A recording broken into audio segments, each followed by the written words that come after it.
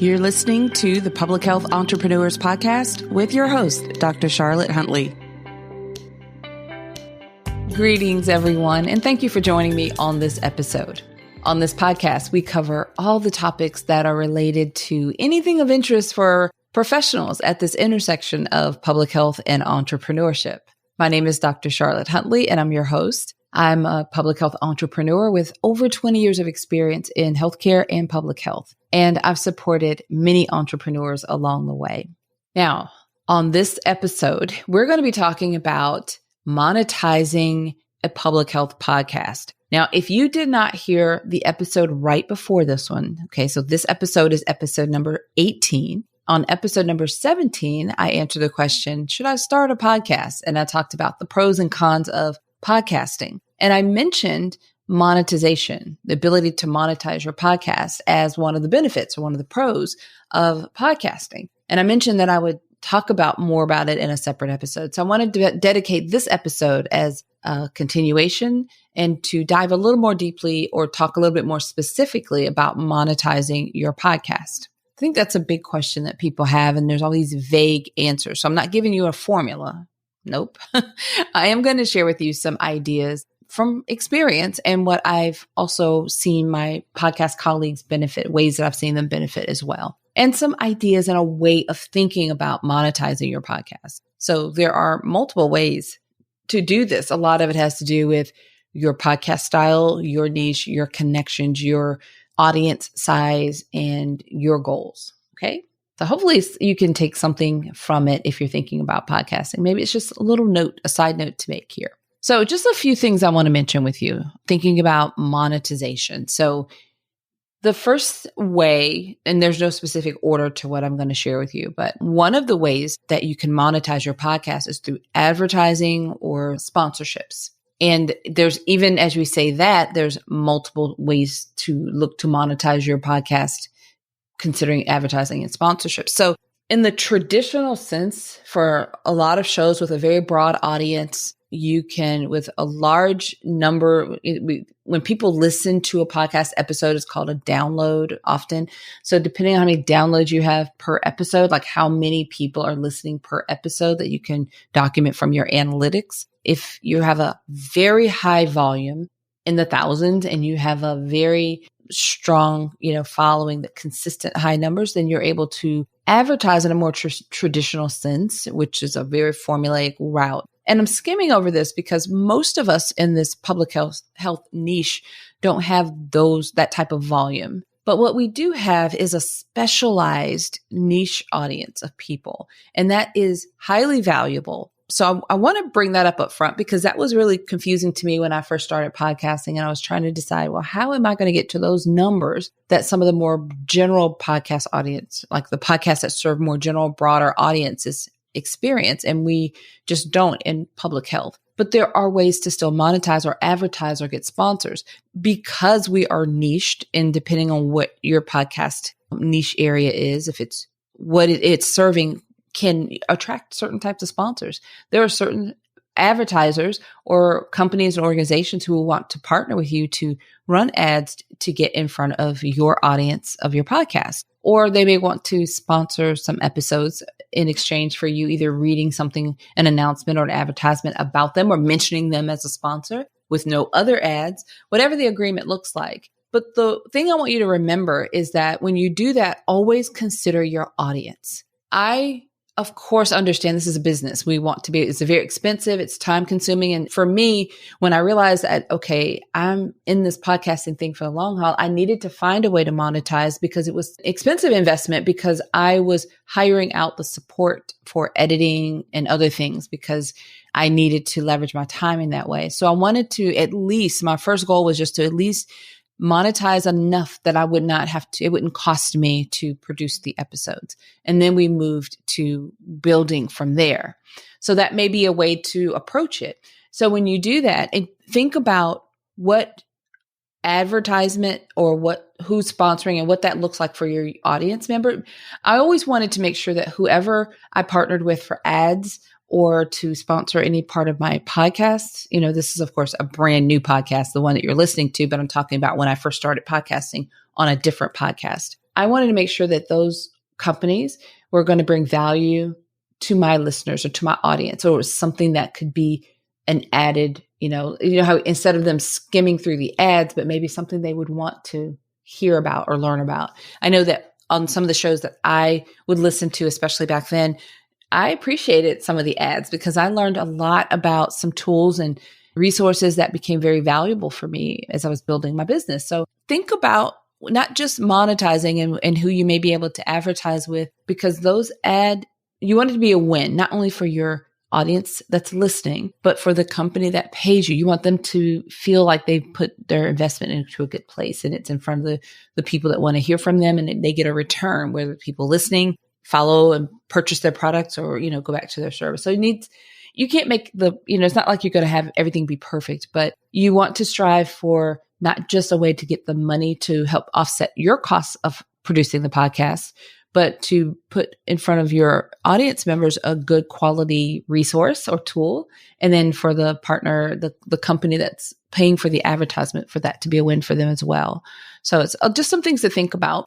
Advertising and sponsorship. So you can get creative with sponsoring. I certainly did. Look for those organizations as you build an audience. So first thing you have to think about, you need to build an audience because you want to have something for people need to be listening, so that whatever product or ad that's being advertised or shared in front of them needs to have somebody listening to it to hear it. So you want to grow your audience. And as you look for companies that you may be able to sell to or present that offer, like a sponsorship or an ad for your podcast, make sure that you're presenting your podcast in all of its wonderful qualities, not, these numbers are downloads, because that's not going to mean anything. So I would think, instead of this big, broad, massive audience that we may not have with our podcast in public health, but in turn, a more loyal, niched, quality premium audience, because it is more niched and you've got these specific public health people that are listening. That's kind of niche and premium. So it gives you the ability to customize what you offer to your potential sponsors or advertisers. So those are some things to keep in mind. You can look at any type of healthcare organization who's looking to bridge. You can, of course, connect that public health and healthcare. You see how that could be some synergy there. Think about even pharmaceutical companies or wellness brands or health-focused organizations that would be interested in getting in front of your audience, your podcast audience. So those are some things to think about. You can also think about conferences or events, because if you go to, especially if it's a public health conference or event, go to them and let them know that you have this podcast. This is advertising their upcoming event on your podcast, or them sponsoring your podcast could be very beneficial in terms of like brand awareness for them and them getting in front of your audience and that loyalty and commitment and things like that. So those are some angles that you can use, and some benefits and some pros, some things that you can leverage about your podcast, even though the audience may be smaller than traditional, ad route, but it's premium and it's niched, and look for the partnership and that those organizations that want to also get in front of the people that listen to your podcast. So think about it in that way. It's a little bit of a clever approach, but those are possibilities. Another way to monetize, and I guess just to be super clear, in monetizing that way, you charge the company that's advertising a fee, or you charge them to, sponsor the fee to be a sponsor of your podcast. That's how you bring in the revenue and the money for it. So if it's that event or that organization that conference that's going to advertise on your podcast or sponsor a podcast, they would pay a certain amount of money to be on your podcast, to be mentioned on your podcast. And then that would then in turn put money into your funds to support your podcast. All right.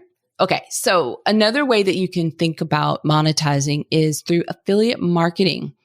I think that that's a wonderful way to go. There are certain programs, softwares, services that we use through my business and that are favorites. We've used now for years. And I do have affiliate agreements with some of these softwares, and I could easily talk to you about it. So if I shared with you about, I'm just use, for example, our favorite webinar software that we like to use, that may be relevant for some of you thinking about public health entrepreneurs. I'm sure many of you would be either already using webinars or would be thinking about it if you're starting a business. So if I'm sharing with you our favorite webinar tool and why we like it, and maybe tell you a little bit more about our journey with it and, how we use it and things like that, then if you're looking to start with a new webinar software, you may be inclined to try that. Maybe I give you the link to sign up and you get a free 30-day trial or something along those lines. And then you can test it for yourself. And if you continue, your price is the same price you would pay if you just went straight to their website. But if you use our affiliate link, because we've shared it with you, and then you go and maybe you decide to purchase it and start using it because of what you heard on our podcast, then we get a percentage, we get a commission back. So that's a way, if you are sharing some of your favorite tools, that you could also generate revenue for your business, especially if the tools align with, it may be something that your audience is interested in. Another example here could be, I was thinking about equipment. So now that I'm talking about podcasting and you may be thinking about starting a podcast, I could talk about podcast equipment. And if I shared a link to purchase, like, for example, the mic that I'm using, it may be the same price that you would pay, but I would get a percentage of the commission if you decided to buy the same mic. Another example is our editing team. We use podcast professional editing service, full service, and they help you launch your podcast. We just use their editing services, and we've used them for years on our other podcasts. So when we started this one, we used the same company, and we do have an affiliate set up. They actually sponsored one of our events earlier this year, and we have a great relationship. We've been working with them for years. So this is a true story. If you wanted to start a podcast and you wanted to look into editing, we would be happy to recommend our company, and we could share that link with you. So if you decided to give them a try, we would get a commission from, being able to promote that service. So it's really well aligned. When you think about affiliate marketing or any kind of affiliate relationship, you want to think of something that's a win-win all the way around. It needs to be something that I personally think it should be something that you have an experience with, that you can really speak about, so that it's just very natural. And then it's the person that you share it with doesn't mean that everybody is going to use that product, but it's the same price that they would pay if they went straight to the site versus going through you. And often people like to use your affiliate links, especially if it's a way that they can say, okay, well, yeah, we can support you. And, thank you. We're going to do this anyway. If you use your link and you get something out of it, then they're happy to do that. I mean, I've done that plenty of times. I'm sure you're listening, that happens quite naturally.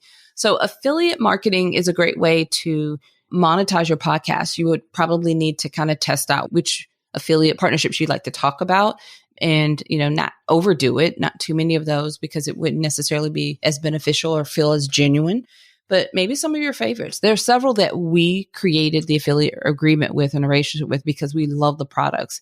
And I just share those when they're relevant. So that is something that not even as much now as I used to, but I'm wanting to do more of that, just because people genuinely ask, what do you use for this? Like, what's your project management software? Or how do you send your invoices? Or what website service do you use? Things like that. So something to think about. And it's very natural. This is also good to keep in mind when you're getting started. The numbers are kind of low. The revenue may not be very high, but when you're talking about trying to offset your costs and just starting to generate some revenue, anything and everything that you can generate to help offset the cost of podcasting is really helpful, and you're going to notice it. So don't despise small beginnings. All right. So I have another example of another way that you can think about monetizing your podcast. And a lot of people do this, and that's with premium content or like membership programs. I've talked to you about our mastermind program on almost every episode, especially recently because enrollment's almost open. And for us, this podcast is a great way to attract people that would be an ideal fit for our mastermind program.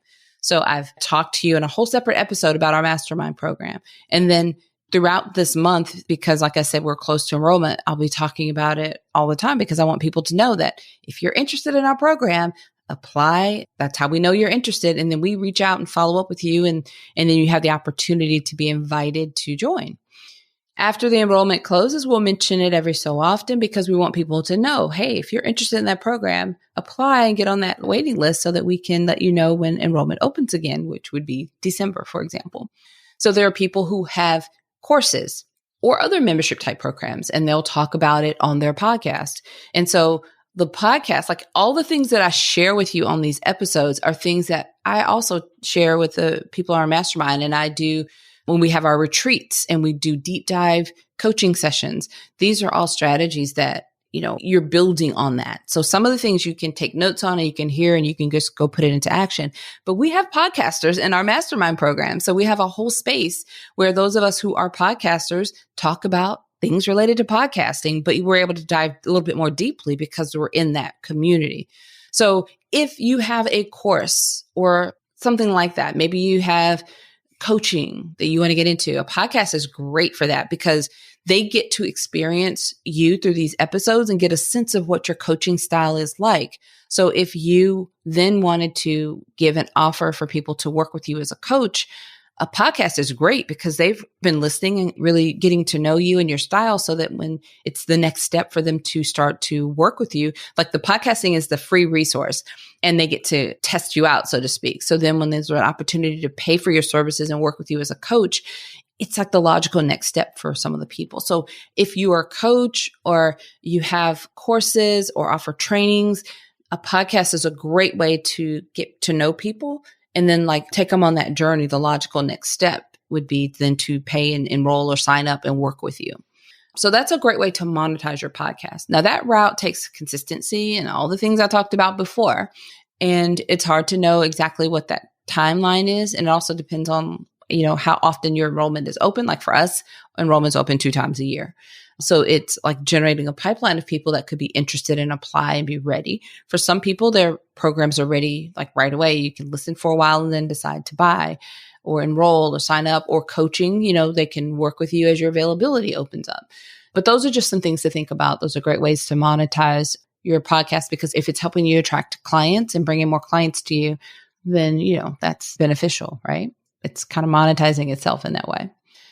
Okay, so I'm going to go a step further on some of the things that I mentioned just now with the content and the programs. I'm going to also say consulting services because depending on the services that you're offering, I know with our other podcast, which is Public Health Epidemiology Conversations podcast, I do talk a lot about specifically my work as a consulting firm and who we serve and how the work that we do. I'll dive into that more specifically.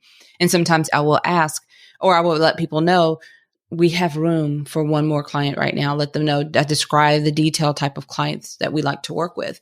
And I give that information, say we have room for one more client. I did that earlier this year and let people know how to reach out to us if they were interested in exploring that option. And that worked really well for us. We filled that spot pretty quickly.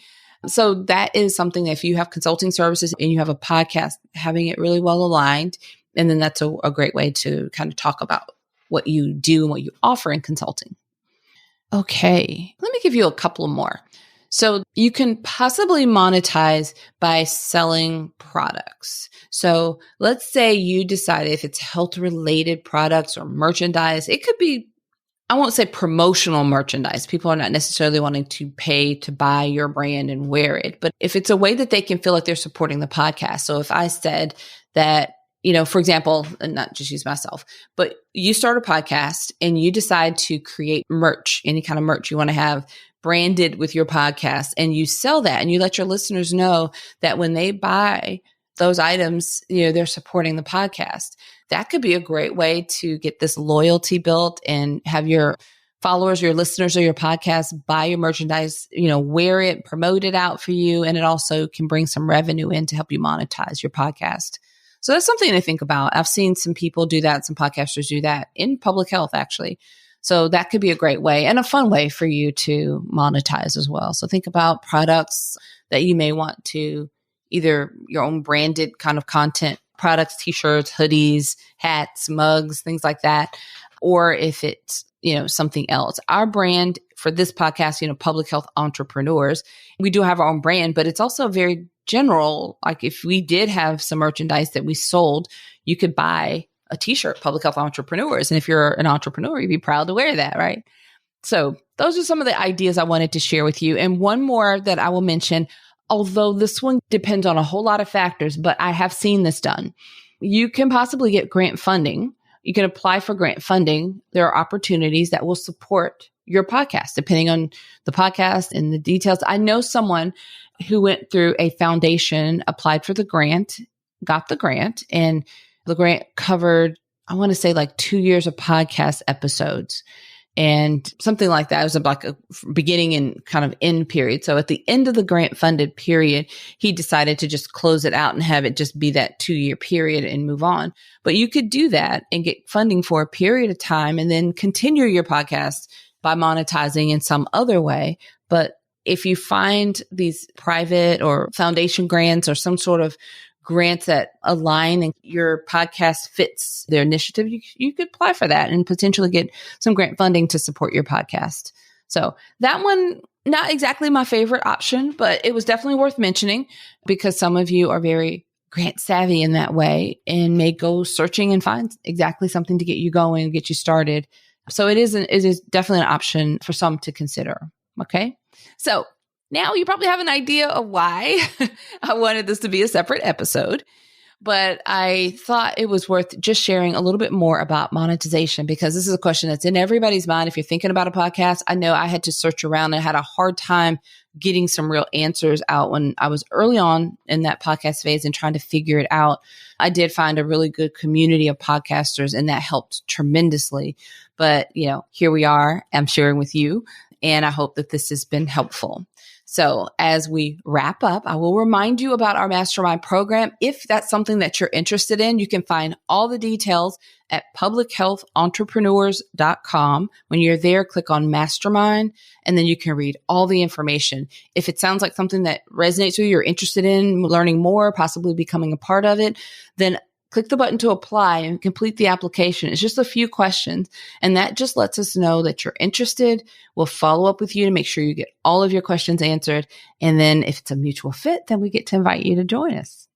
Also, I invite you or I ask you to help us share this podcast and help us with the growth, helping other people discover this resource.